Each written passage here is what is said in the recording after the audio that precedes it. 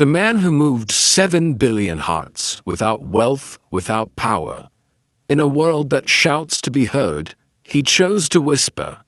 In a time when influence is measured in numbers, followers, subscribers, headlines, applause, he chose a path where no one was watching. And yet somehow everyone felt it. BHIKKHU Pannakarara did not try to become powerful. He tried to become free. And that inner freedom became a force no noise could compete with. Half before the robe, there was a dream before the shaved head and saffron robe. There was a young man with promise, an engineer, an IT professional, a graduate of the University of Texas at Arlington. He understood systems. He solved complex problems. He built solutions for a world running on machines. He had what so many immigrants and strivers long for: stability, respect, a future that made sense on paper, a career that could have unfolded beautifully. Meetings, promotions, investments, a larger house, a stronger title, a comfortable retirement. From the outside, nothing was missing, but inside, something was unsettled. Because you can solve problems for technology and still know how to quiet the noise inside your own heart. You can master code and still not understand suffering. You can design networks and still feel disconnected from yourself. At some point, he faced a question that many of us avoid. If I achieve everything and still feel restless, what then? And instead of drowning that question with distraction, he leaned into it. He chose meditation over momentum. He chose discipline over desire. He chose to train his mind rather than feed his ambition. He did not abandon the world because he hated it. He stepped back from it because he loved truth more. The vow that became a road. On October 26, 2025, something simple yet radical happened. He stepped onto a highway in Texas. No press tour, no political message, no branding campaign, just a vow. Nearly 20 monks walked beside him. Their destination, Washington, D.C. Their method, walking. Their message, peace. 2,300 miles. Not in comfort, not in convenience, not in a climate-controlled vehicle, but step by step, breath by breath, for 108 days. They walked under a Texas sun that burned the skin raw, through humid southern air that felt heavy as grief, into Carolina winters where wind cut through bone.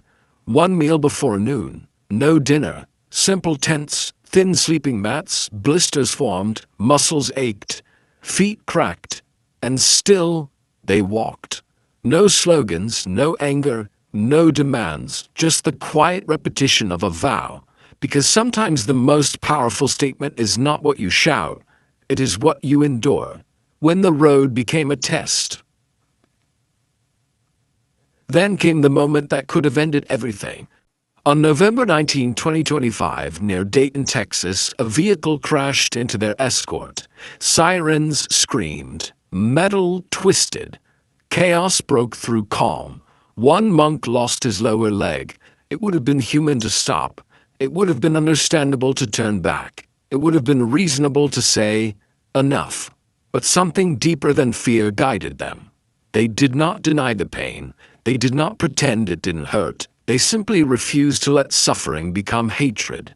They absorbed it. And they continued. Not recklessly, not stubbornly, but consciously. Even Aloka, the small rescue dog once left dying on a roadside in India, endured surgery and slowly returned to the road. Think about that. A wounded monk, a recovering dog, a group that had every excuse to quit, and yet they kept walking. Pain did not destroy the vow. It refined it. The power of consistency. As they crossed cities Austin, Greensboro, Raleigh, Richmond, something subtle happened. Police officers who began as escorts became protectors. Strangers stood in rain just to watch them pass. Governors declared Walk for Peace Day. But here is what makes it powerful. They did not argue anyone into agreement. They did not debate anyone into submission. They did not pressure anyone into applause. They simply remained consistent, and consistency is disarming. In a world addicted to reaction, steadiness feels revolutionary. In a culture fueled by outrage, composure feels supernatural. He did not dominate conversations. He did not trend on social media. He did not position himself as superior. He walked, and that quiet act became louder than noise. Why it moved people? Because deep down, people are tired. Tired of shouting, tired of division, tired of leaders who speak of peace but embody tension. When they saw him, calm, restrained, unwavering, they were not impressed. They were relieved. Relieved that integrity still exists. Relieved that compassion does not need a spotlight. Relieved that someone could endure hardship without turning bitter. He had no wealth to distribute, no political office, no army, only presence. And presence is rare. Real presence, not performance, not branding, not curated identity, but grounded, disciplined, trained awareness. That kind of presence shifts energy in a room. That kind of presence softens defensiveness. That kind of presence reminds us of who we could be. The leadership we forgot. We are taught that leadership is visibility. But what if leadership is stability? We are told power is control. But what if power is restraint? We are conditioned to think impact requires volume. But what if impact requires alignment? Bhikkhu Pannakarara did not try to change the world by force. He changed himself, radically, completely, patiently. And when a human being truly changes at that depth, the effect ripples outward. Not because they try to influence, but because truth carries weight. When you see someone who does not react in anger, when you see someone who forgives without performance, when you see someone who remains calm when chaos would be justified, something inside you remembers. It remembers that you too are capable of that. The real miracle. The miracle is not that he walked 2,300 miles. The miracle is that he did not allow anger to enter his heart. The miracle is that tragedy did not turn into blame. The miracle is that discipline remained steady when applause was absent. Anyone can act peaceful when life is comfortable, but peace that survives discomfort, that is transformation. And transformation is contagious. A question for us. We may not walk across America, we may not wear robes, we may not renounce careers, but we are all walking somewhere. The question is, are we walking toward more noise or toward more clarity? Are we accumulating more distraction or cultivating more discipline? Are we reacting or responding? Are we chasing recognition or training the heart? Because the world does not change only through policies and platforms. It changes when individuals choose restraint over reaction, compassion over ego, presence over performance. How a man without power moves 7 billion hearts. He did not move them by force. He moved them by example. He did not demand attention. He earned trust through consistency. He did not seize influence. He embodied integrity.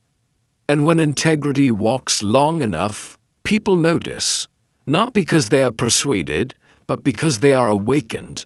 Awakened to the possibility that peace is not naive, that discipline is not weakness, that forgiveness is not surrender, that stillness is not passivity, it is strength under control. And sometimes, the strongest man in the world is the one who no longer needs to prove anything. In the end, he had no wealth, no power, no control over headlines, but he carried something far rarer. A trained mind, a compassionate heart, a vow stronger than circumstance.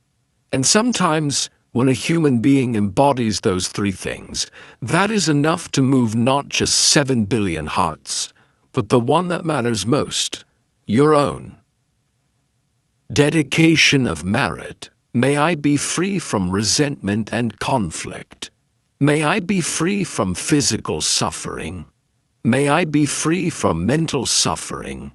May I be free from danger. And may my body and mind be at peace. May all beings be free from resentment and conflict. May all beings be free from physical suffering. May all beings be free from mental suffering. May all beings be free from danger, and may their bodies and minds be at peace. May the merit of this practice be shared with all beings. May all beings find happiness, harmony, and liberation. May the light of compassion and wisdom shine upon every heart.